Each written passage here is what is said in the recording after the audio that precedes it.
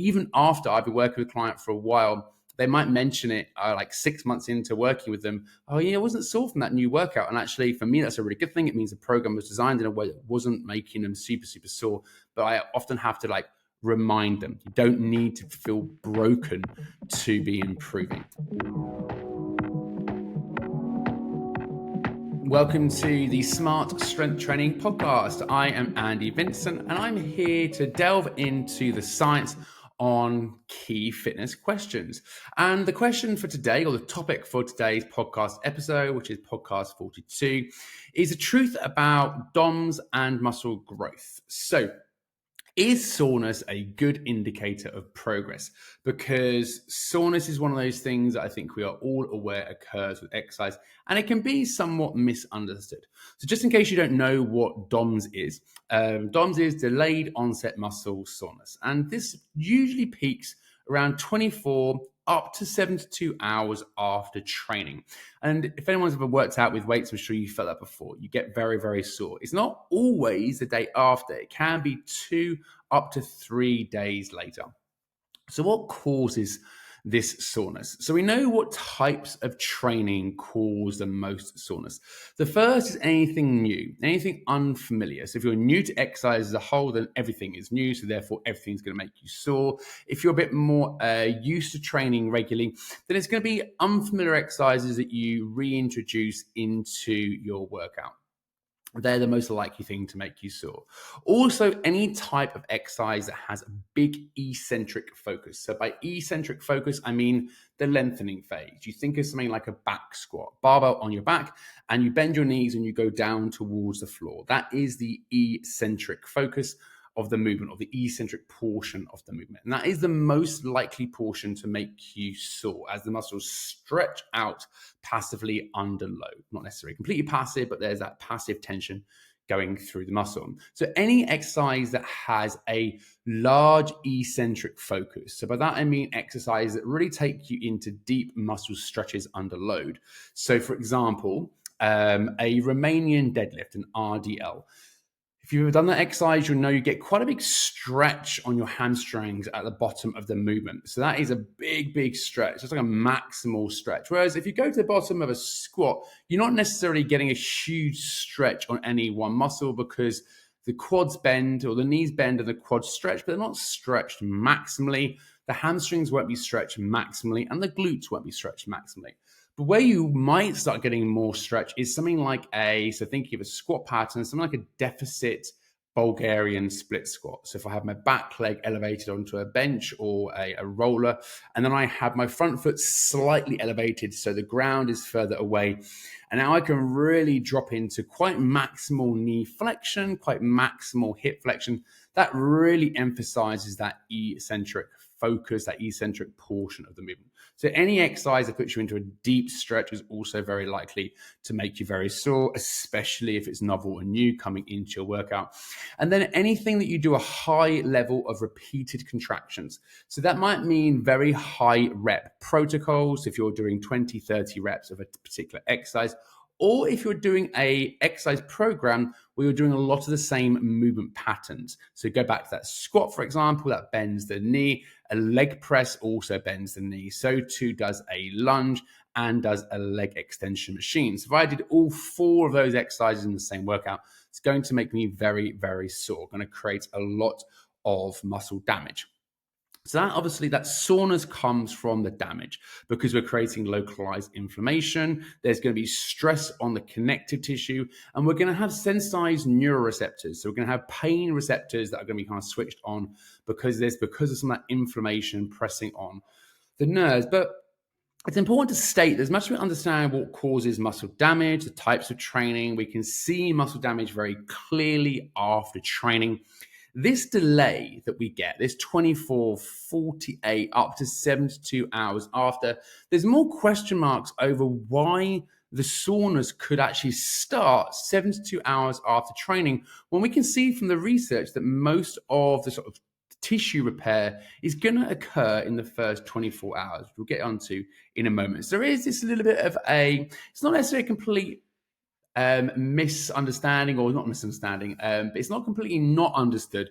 But there are certainly some question marks over why some bouts of training might have this really long delay after to start feeling that pain. There's lots of hypotheses around there, but there's no one fixed belief that we are all saying, yeah, that's why there's this delay. But just to state that we understand muscle damage, it is just that delay.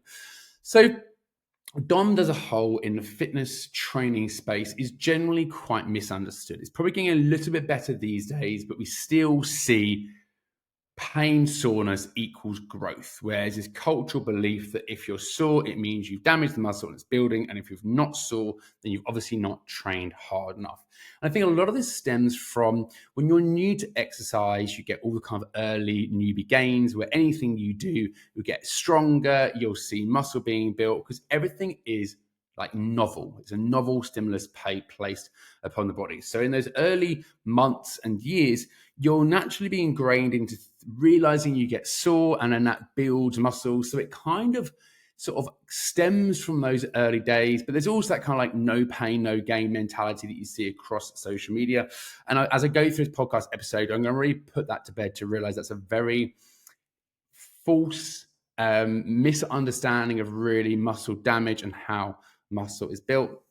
I guess a good example of soreness and why we probably shouldn't think of soreness as something to build muscle, that let's say you just did a hard bout of gardening. It's spring and you get into the garden, you want to clear up some weeds, you go out, you start gardening. We've all done things like that, and you're just wicked sore the next day. Or you start playing a sport, let's say paddle, because that's quite popular in Europe at the moment. It's totally new, very, very novel. The first time you play it, of course, you're getting sore. Do you think you're building muscle from gardening and playing paddle? Potentially you'd realize you're not going to be building a lot of muscle from that. And I'll explain to you exactly what drives muscle hypertrophy and why that is so different to muscle damage. So hypertrophy, building of muscle tissue. The primary driver of that, and why it's really clearly important to understand the driver of hypertrophy and why we can start to understand that muscle damage and soreness isn't really going to play into that, is that mechanical tension is the primary driver. So what is mechanical tension? You can really just think of it as tension, as progressive tension is going to be the thing we're after. Tension can be both active from, say, load going through a muscle, or it can be passive, as I mentioned, that sort of stretching of a muscle under load. So tension, the presence of tension that is progressive in nature. So Brad Schoenfeld in 2012 did great research to show muscle damage is highest at the start, but then due to the repeated bouts effect, so you do more and more bouts of the same exercise. And then what we see is muscle damage is high at the start, but the load and volume, so reps performed, will be lowest. After 6, 8, 10, 12 weeks, you're now doing the same exercise with heavier load and more reps. Your total workload by week 12 is far greater than it was in week 1. But soreness was highest in week 1. Soreness was lowest in week 12. But we see the stimulus on the muscular system, much, much higher at 12 weeks because of that repeated bouts effect. And when we think of mechanical tension, we should think of this progressive forms of tension, and therefore that repeated bouts is really what we're after. When we're doing repeated bouts of exercise, able to manage more and more and more workload, we are creating a environment where there is a stimulus on the muscle that's greater, and therefore we grow muscle from that. We build muscle from that. We also want enough progressive workload. So if you're just doing a bicep curl, or you're just doing one exercise, potentially that's not going to be enough total volume, total work. And when we think of volume, think of the amount of sets that you do on a particular muscle group. So don't think of volume necessarily as the reps performed. Think of it more, go back to that example of the squat, the leg press, the lunge, and the leg extension. If I did 3 sets on each of those 4 exercises, that would be the thing that accumulates the sets, the 12 sets on those muscle groups. There is a sort of top end. You can't say that volume will predict growth. You can't go from like 12 sets to 20 sets to 40 sets and expect more and more growth. But within reason, there's an amount of workload we need to put onto a muscle. So we want enough progressive stimulus or a progressive mechanical tension, creating that stimulus, as well as enough total workload on the muscle. But the key to all of this is that word progressive overload. We need to make sure we are repeating it, going heavier and harder. And again, to drive home that message that DOMS will be highest at the start of a training block, where hypertrophy is actually at its lowest. So muscle building is at its lowest. But let's say you've done the program for 12 weeks, 16 weeks, 20 weeks, working with the same exercises. Muscle hypertrophy is far, far greater at the latter stages than it was at the start, even though there's an absence now of DOMS. And we see that very, very clearly in the research over the years. So hopefully that makes sense as well. It should be logical. And I mean, when you're doing that yourself, like you do an exercise, it's sore for the first 4 weeks, and it starts getting sore, even though you're lifting more weight. Let's come into the conversation around muscle damage and tissue repair, because I guess it does make logical sense. Well, why wouldn't it be that when I do an exercise, it damages the muscle, and by damaging the muscle, it gets bigger? Or by damaging the muscle and repairing it, it gets bigger. So there's two parts of tissue sort of repair, let's say. We have tissue repair itself and then tissue remodeling. All of this sort of topic center on the idea that you've got a already functioning muscle fiber or sarcomere. So you have a sarcomere muscle fiber that the body is already built and is a functional contractile component of the whole muscle bundle as a whole. A muscle isn't just like a huge bicep, it's tons and tons of little fibers together, little sarcomeres, all bound together. So as the body has already built this new muscle fiber and it can create contractions, and you've damaged parts of that muscle. You haven't damaged the entire bicep doing a bicep curl. You very specifically damaged the muscle fibers that are required for that particular bout of exercise. So tissue repair is simply fixing the components of the muscle to make it be able to contract again.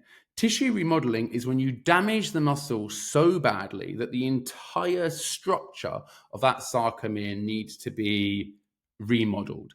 So tissue damage is only ever bringing the functional sarcomere back to its original form. Tissue remodeling is a lot of energy to then remodel the entire muscle fiber overall. We don't want a ton of tissue remodeling. It's a waste of energy. It's a waste of resources. And what we see in highly damaging protocols that cause tons of tissue damage, we see a lot of need for tissue remodeling. We see a lot of something called Z-disc streaming. That is not what we want. Hypertrophy is not caused from the remodeling of tissue. It's not caused from the repair of the tissue. It's caused from that gradual progression over time. So understanding that tissue repair, tissue remodeling, there are two types of ways that repair can occur. But they're only ever bringing the tissues that are already there back to their original form. We need that progressive element of training for the body to actually lay down new muscle fibers on top.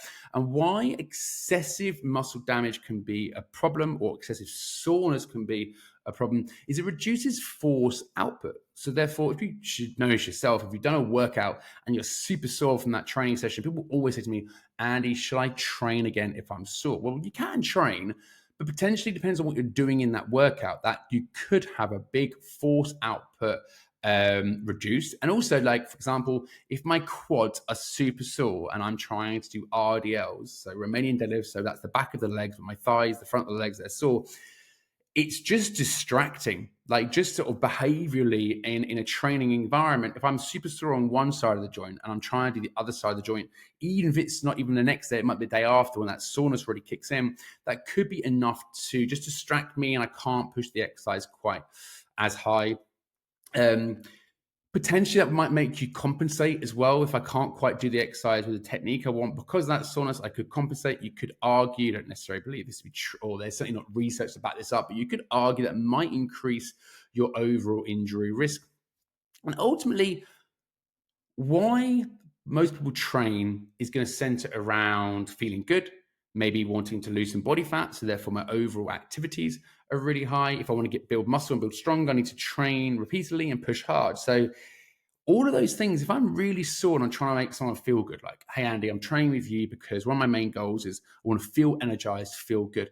I don't want to crush you and make you really sore because it's not going to make you feel good. If someone's trying to lose body fat, and one of the key things to that is like keeping them active just overall, well, if I'm making someone really sore and the next day they can barely move, they are going to drive to the shops. They are not going to be able to increase their step count overall. And if your goal is to get strong and build muscle, you need to be back in the gym fairly quickly, like 2 days after. You do not want your workouts or your soreness from one workout to impact the next workout overall. So it's really key to realize that soreness is actually a nuisance. We know it occurs, but we kind of want to mitigate it to the best of our ability overall.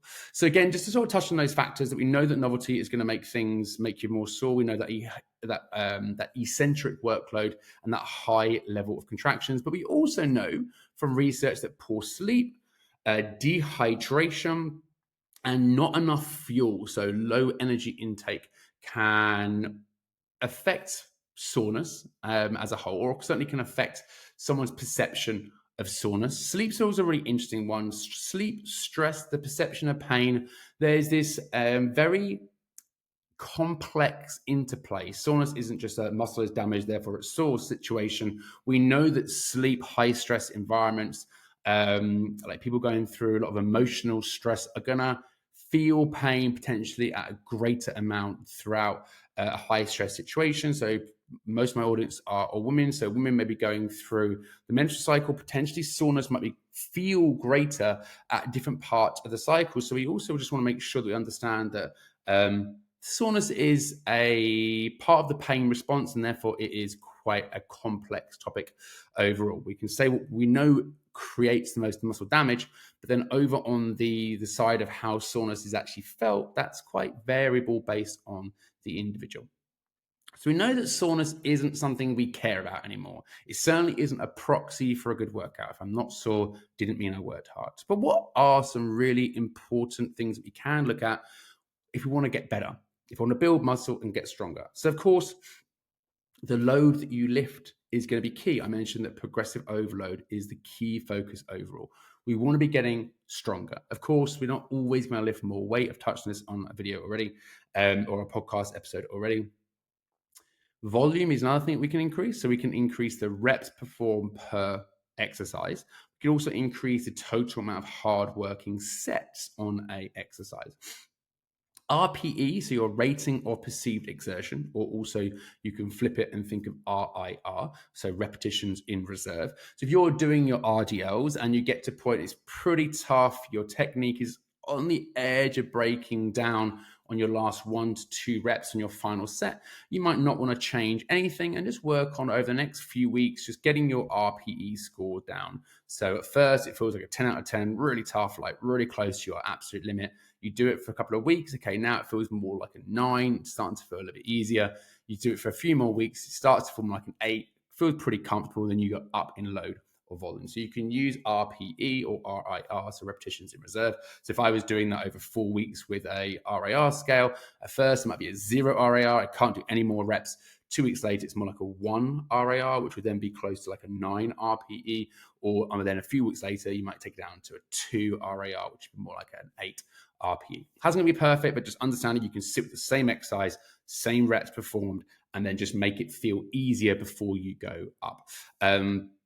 Obviously, as I mentioned, like those strength metrics overall are going to be kind of like the key thing. Looking at like how you feel as well after a workout. So if you have done a bout of training, I'll be honest and say too, like throughout a training block, you might also get some random bouts of soreness. Like soreness is definitely highest at the start, but you will have noticed if you stick to the same set of exercise for 16 weeks, every now and then, maybe you just might start feeling a little bit sore from an exercise as you've got a lot of exercises like getting hard together. It makes logical sense if you're going to stick to a structured program for 12, 16 weeks and you're adding progressive overload, so things get harder and harder and harder.